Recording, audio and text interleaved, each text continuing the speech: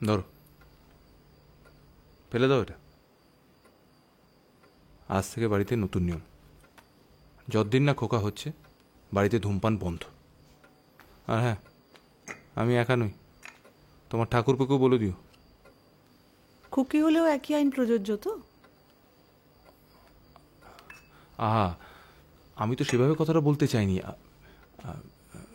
খোকা খুকু যাই হোক না কেন, নিয়মটা একই।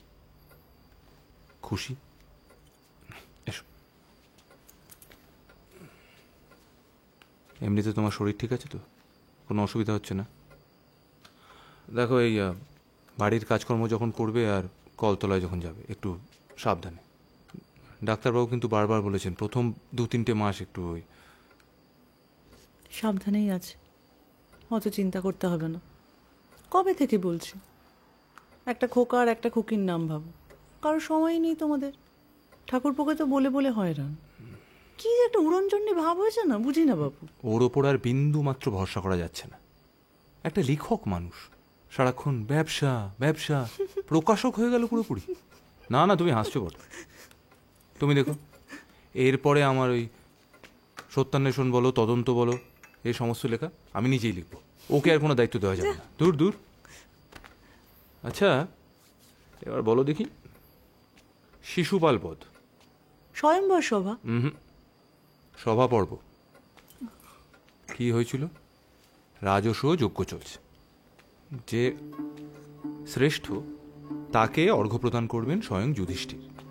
এখন কে শ্রেষ্ঠ সে নিয়ে যখন জোর তর্ক লেগেছে, তখন ভীষ্ম বললেন, অসূর্য মিব সূর্যেন নির্বাতি মিব বায়ুনা ভাসিতং লাদিতং চৈব কৃষ্ণেনেদং সদাহিণ্ড। অর্ঘ্যথালা কৃষ্ণকে দাও, কারণ উনিই শ্রেষ্ঠ। ঠিক সেই সময় চেদিরাজ শিশুপাল আপত্তি জানালেন।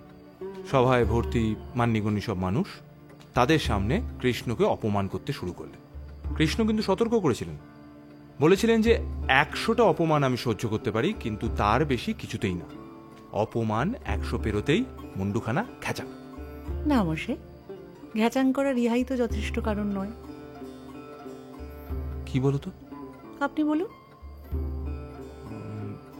শিশুপাল রুক্মিণীকে কাছে টানতে চেয়েছিল, তখন রুক্মিণী কৃষ্ণের বউ। নিজের বউকে নিয়ে টানাটানি করলে কোন কৃষ্ণের মাথা ঠিক থাকে বলো তো?